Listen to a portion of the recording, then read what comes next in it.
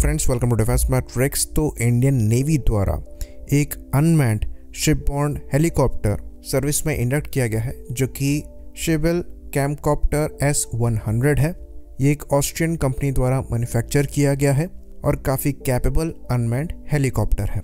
तो इस हेलीकॉप्टर को लेकर ये न्यूज़ आई थी कि जो लोकल ट्रेनिंग है ये कंप्लीट कर ली गई है और अब ये हेलीकॉप्टर पूरी तरीके से इंडियन नेवी में इंडक्ट हो चुका है। तो इस हेलीकॉप्टर को इंडिया में हैदराबाद बेस्ड वेम टेक्नोलॉजीज द्वारा शिबेल के कोऑपरेशन के साथ इंडियन नेवी को दिया गया है। तो यहाँ पर सपोर्ट जो है ये इंडिया से भी है। तो ये हेलीकॉप्टर शिप के डेक पर लैंड भी हो सकता है, वहाँ से टेक ऑफ भी कर सकता है।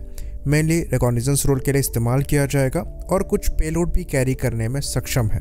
तो अब यहाँ पर इसके कितने टोटल नंबर लिए गए हैं इसको लेकर क्लैरिटी नहीं है, पर इंडियन नेवी द्वारा जो RFI निकाली गई थी ऐसे नेवल शिपबॉर्न अनमैन्ड एरिया सिस्टम्स को प्रोक्योर करने के लिए, ये 40 हेलीकॉप्टर्स की थी जो कि पिछले साल जून में ही निकाली गई थी। बाकी ये बात हम आपको बता दें कि इन हेलीकॉप्टर्स को प्रोक्योर करने के लिए इंडिया द्वारा बहुत पहले से ही एफर्ट किए जा रहे थे, जिसके अंतर्गत 2007 में इंडियन नेवी द्वारा इसके सी ट्रायल कंडक्ट किए गए थे INS सुजाता से। यहाँ तक कि पाकिस्तानी नेवी द्वारा भी इस प्लेटफॉर्म की फ्लाइट टेस्टिंग करी गई थी। तो ये अपनी कैटेगरी में काफ़ी ज़्यादा कैपेबल अनमैन्ड हेलीकॉप्टर है।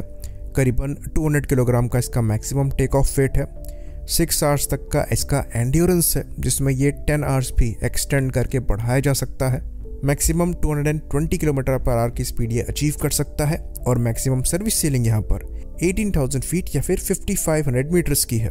वहीं पर यहाँ जो इंजन यूज़ किया गया है ये ऑस्ट्रो का AE50R इंजन है, जो कि एक 55 हॉर्स पावर का इंजन है। इसे डायमंड इंजन भी कह दिया जाता है।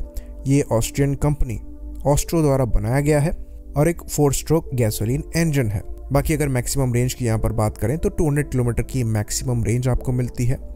ख़राब वेदर में भी ये ऑपरेट कर सकता है और ये प्री प्रोग्राम्ड GPS की मदद से वे पॉइंट को फॉलो करता हुआ फ्लाई कर सकता है या फिर पायलट द्वारा भी कंट्रोल किया जा सकता है।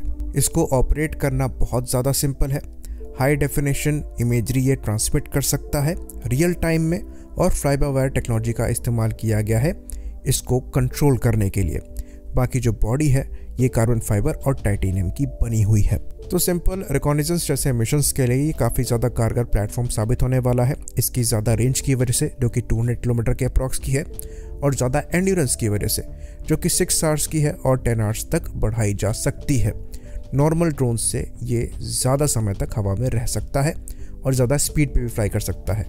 Maximum speed 200 kilometre per hour को क्रॉस करती है। बाकी ये चीज़ भी हम आपको बता दें कि यहाँ पर सर्वेलेंस के लिए खाली इलेक्ट्रो ऑप्टिकल सेंसर नहीं दिया गया है जो कि इमेजरी ही प्रोवाइड कराने में सक्षम है, बल्कि एक रेडार भी यहाँ पर लगाया जा सकता है जो कि लाइट वेट थालेस द्वारा प्रोड्यूस किया हुआ आई मास्टर रेडार है। तो ये भी 360 डिग्री सर्वेलेंस प्रोवाइड कराने में सक्षम है। रिपोजिशनिंग इसको नहीं करनी पड़ती है। साथ ही साथ ये सार इमेज को बना सकता है, यानी कि सिंथेटिक अपर्चर रेडार द्वारा प्रोड्यूस की गई इमेजरी को बना सकता है। इवन छोटे मोटे मूवमेंट को भी डिटेक्ट करने में सक्षम है, जिसके अंतर्गत अगर कोई ह्यूमन मूवमेंट है ये उसको भी ट्रैक कर सकता है और वो भी चेंजेस ये देखने में सक्षम है जो कि ह्यूमन आई नहीं देख सकती। तो जो स्लाइट मूवमेंट्स हैं ये उनको भी पहचान कर पॉइंट आउट कर सकता है। इंटरेस्टिंगली ये खाली 30 किलोग्राम का रेडार है, ईजिली लगाया जा सकता है, जो कि इस प्लेटफॉर्म की रिकॉग्निजेंस कैपेबिलिटी को और भी ज़्यादा बेहतर बनाता है। बाकी अगर इनके मिलिट्री यूजर्स की बात करेंगे तो रशिया से लेकर यूनाइटेड स्टेट्स द्वारा भी ये प्लेटफॉर्म इस्तेमाल किए जाते हैं, काफ़ी ज़्यादा पॉपुलर है। पर इनको काफ़ी बड़े नंबर में भी इस्तेमाल किया जाता है, इसलिए कई एयरफ्रेम लॉसेस भी हुए हैं, जिसके अंतर्गत कुछ एक्सीडेंट्स भी हैं और कुछ मिलिट्री लॉसेस हैं। पर ओवरऑल ये काफ़ी ज़्यादा कैपेबल प्लेटफॉर्म है और even lightweight multi role missiles को भी कैरी कर सकता है छोटे मोटे ऑफेंसिव रोल के लिए, जिसके अंतर्गत 2 हार्ड पॉइंट्स यहाँ पर दिए गए हैं। तो ये 13 किलोग्राम की मिसाइल है, 3 किलोग्राम का वॉरहेड कैरी करते हैं और 8 किलोमीटर की रेंज में टारगेट को हिट करने में सक्षम है। ये मिसाइल भी थालेस एयर डिफेंस द्वारा बनाई जाती हैं और इसको मार्टलेट भी कहा जाता है। तो ये चीज़ हम आपको बता दें कि ये एक काफ़ी छोटा हेलीकॉप्टर है। तो ये उन वॉरशिप्स द्वारा कैरी किया ही जा सकता है जहाँ पर बड़े हैंगर्स बड़े हेलीकॉप्टर्स के लिए दिए गए हैं।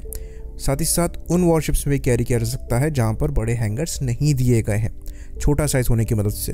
तो ये उन शिप्स के लिए गेम चेंजर साबित हो सकता है जो कि इंपॉर्टेंट कैपेबिलिटी लैक करते थे रिकॉग्निजेंस के मामले में, और ये एक अच्छा इंडक्शन है। बाकी इंडिया द्वारा भी ऐसे प्लेटफॉर्म को डेवलप किया जा रहा है जिसको HAL NRUAV कहा जाता है।